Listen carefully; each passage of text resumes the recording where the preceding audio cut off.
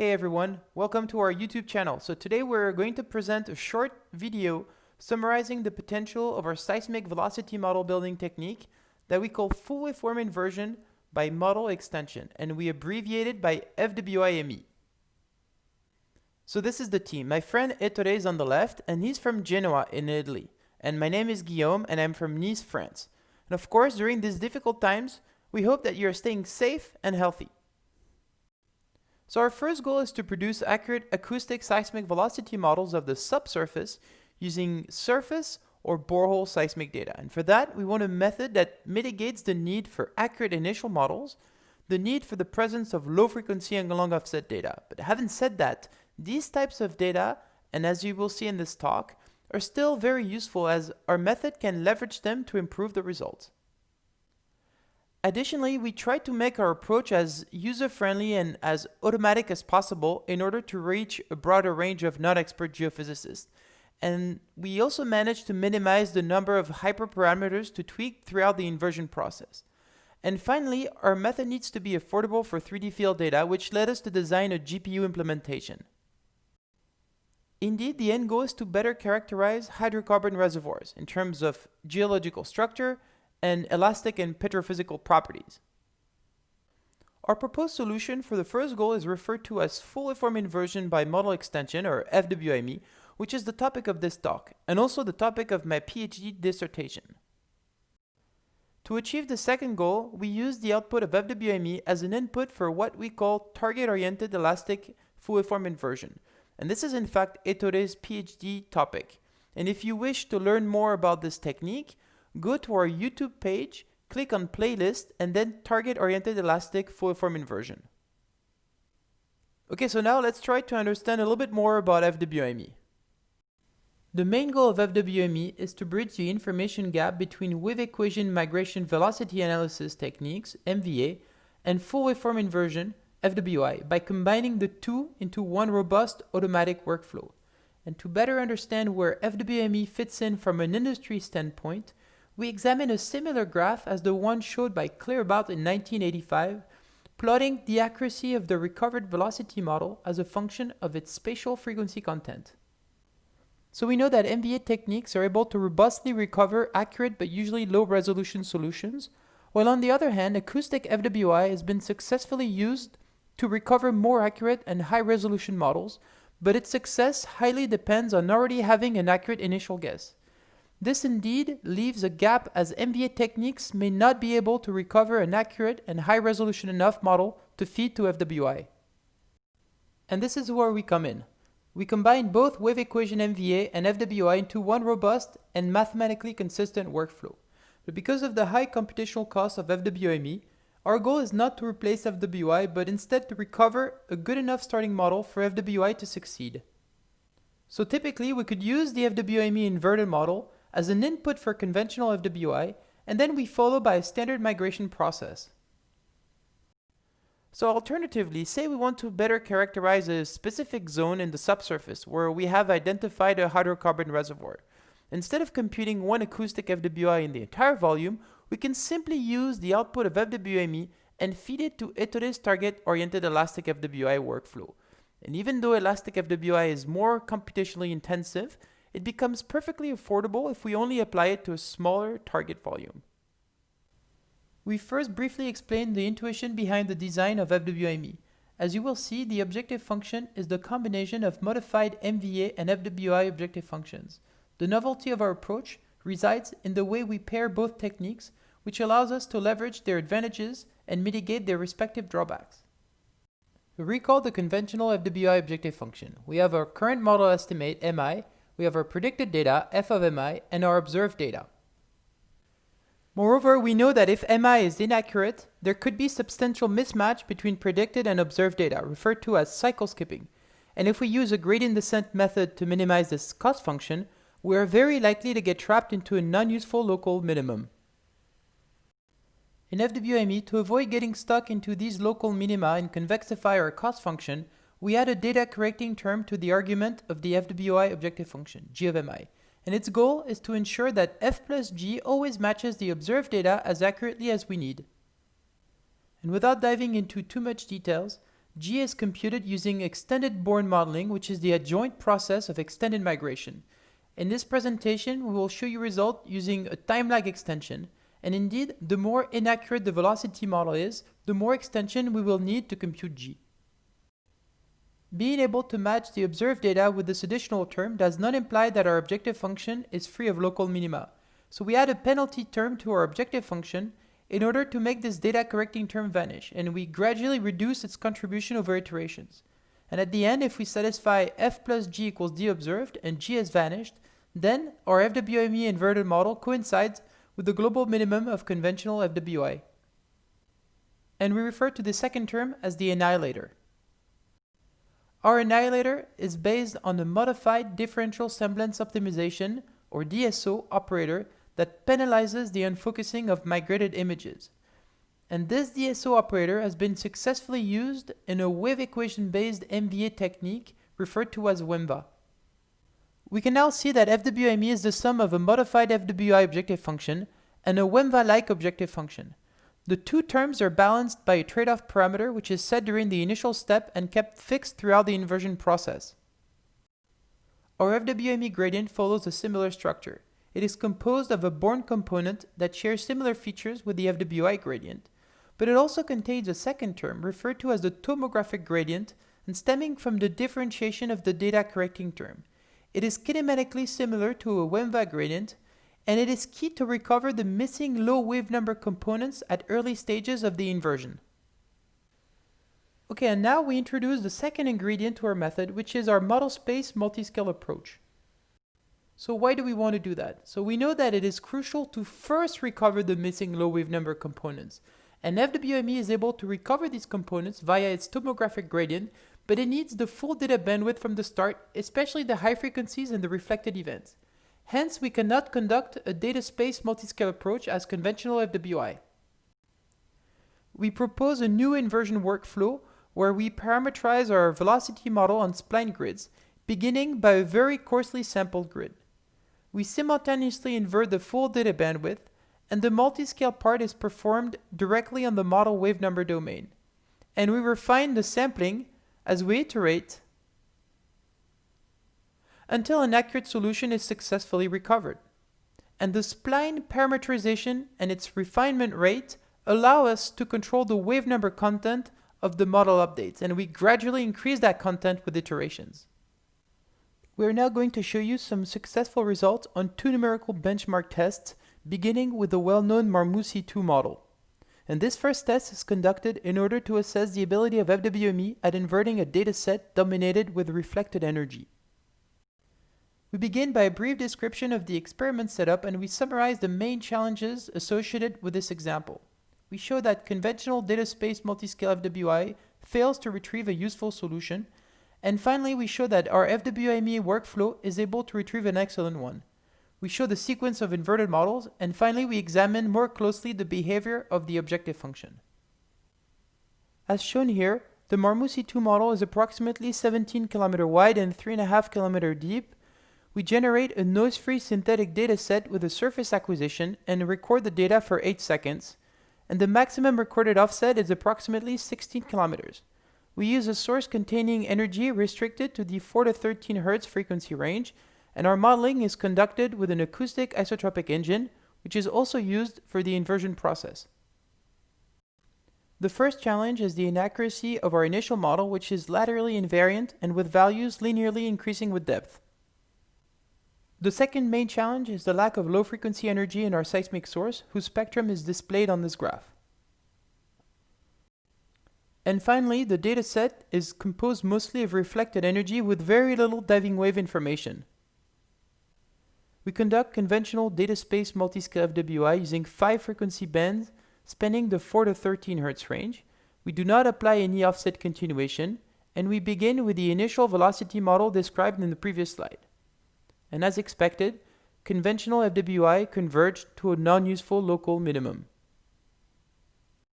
We now apply our model space multiscale FWIME workflow. The same initial model is used for the inversion. The full data bandwidth is simultaneously inverted, and all the events in the recorded data are injected at the same time and from the start. And for the computation of the data correcting term, we use a time lag extension ranging from negative 0.3 seconds to 0.3 seconds. Our model space multiscale approach is performed with 4 spline grids. For the first grid, we used a sampling of 900 meters in the x direction and 200 meters in the z direction. And the last grid coincides with the finite difference grid. And again here, our trade-off parameter is selected once at the initial step and is kept fixed throughout the inversion process. Okay, so now we're going to show you the sequence of FWIME inverted models on the 4 grids that we used. Each panel corresponds to the last inverted model on a given spline grid. So this is the model inverted after approximately 25 iterations on the first spline grid. And only the low wave number features have been updated because the grid is quite coarse. This shows the FWIME inverted model after approximately 55 iterations on the second spline grid.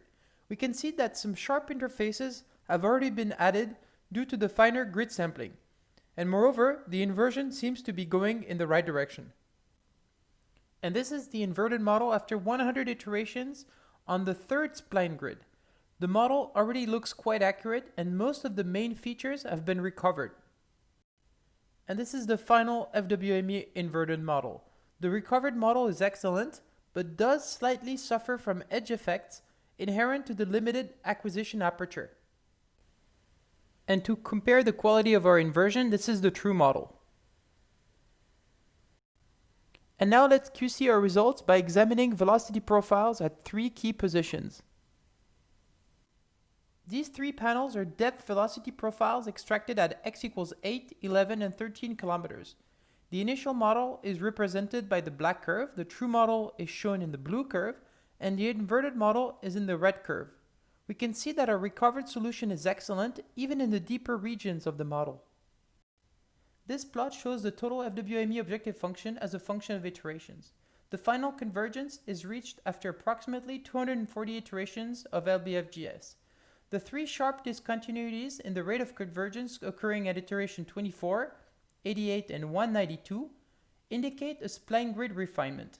And each spline grid refinement was triggered when the solver failed to find a step length that would decrease the objective function value. For this synthetic numerical example, our goal was to show you how automatic and user-friendly our process can be. And here we do not try to modify any parameter throughout the inversion process. And as mentioned in the beginning of the talk, FWIME should only be conducted until a good enough initial model for FWI is found. In fact, if we conduct conventional FWI by using the inverted model after the first spline grid, which corresponds to 25 iterations of FWIME, the recovered model is almost as accurate as the final FWIME inverted model. So to better compare, this is 25 iterations of FWIME followed by conventional FWI. And this is our final FWIME inverted model. And as you can see, the two are quite similar, which shows that in this case, only 25 iterations of FWIME would be necessary to recover an accurate enough starting model for FWI to succeed. And finally, the red curve on this plot corresponds to the value of the conventional FWI objective function evaluated at each FWIME inverted model, and it is not the result of an inversion process. As expected, it is not monotonically decreasing, which illustrates that the FWIME algorithm has successfully created an alternate descent path towards the global minimum that could not have been taken by conventional FWI. In our second example, we invert a dataset generated by the North Sea region of the BP 2004 benchmark model. And this test will show you how FWIME can invert a dataset dominated by diving waves. Again, here we begin by a brief description of the experiment setup and the main challenges associated with this example. We show that conventional data space multiscale FWI fails, whereas FWIME is able to retrieve an excellent solution. We examine the initial search direction, and then we show the sequence of FWIME inverted models.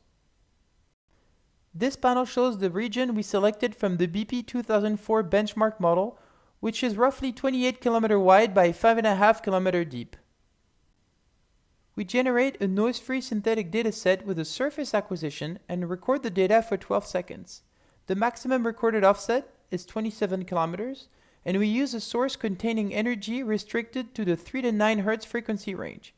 And finally, our modeling is conducted with an acoustic isotropic engine, which is also used for the inversion process. The first challenge is that our laterally invariant initial model is extremely inaccurate, as you can see on the figure. The inaccuracy of our initial model can be observed on these 4 depth velocity profiles extracted at 19, 21, 22, and 22.5 km. The black curve shows the initial and the red curve shows the true model. In some region of the model, the velocity error reaches almost 2 km per second. And by looking at horizontal velocity profiles, we can see that the true model shown in the red curve also contains high wave number features which are indeed absent from the initial model, as shown by the blue arrows. So this numerical test assesses our algorithm's resilience to overcoming the cycle skipping issue, as the initial guess is missing both the long and short wavelength features present in the true model. So the first difficulty is to begin by recovering the low wave number components shown in the region within the white box on the right panel. And the second difficulty is to then recover the high wave number features. They include the low velocity anomalies in the shallow part and the 2 high velocity anomalies underneath the volcano. The second challenge is a lack of low frequency energy below 3 Hz in our seismic source. And the third challenge stems from the fact that our dataset is mostly composed of diving waves. It contains very little reflected energy, which we know is very useful for our method to update the low wave number content in the model at early stages. So we conduct conventional data space multiscale FWI using 3 frequency bands spanning the 3 to 9 Hz range, and as expected, it fails to retrieve an accurate solution. So for FWIME, the same initial model is used for the inversion. The full data bandwidth and all the events are simultaneously inverted. And for the computation of our data correcting term, we use a time lag extension ranging from negative 1.2 seconds to 1.2 seconds, sampled at 24 milliseconds. And this extension is quite larger than the one used for the Marmousi 2 example. But this is due to the larger time shifts between predicted and observed data. And here again, our model space multiscale is performed with 4 spline grids.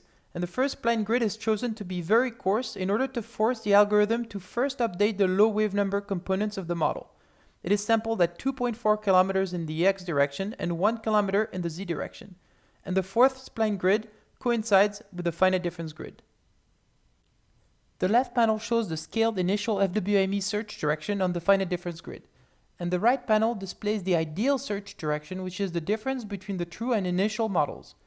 On the left panel, we can see that some of the low wave number features are captured in the shallow region of the model, but are overwhelmed by undesirable high wave number features. However, after mapping the search direction onto the first coarse spline grid, we can see that the low wave number signal that was initially present but overwhelmed by the high wave number components is now correctly recovered, and the FWIME search direction is improved. And now let's look at the sequence of the inverted FWIME models.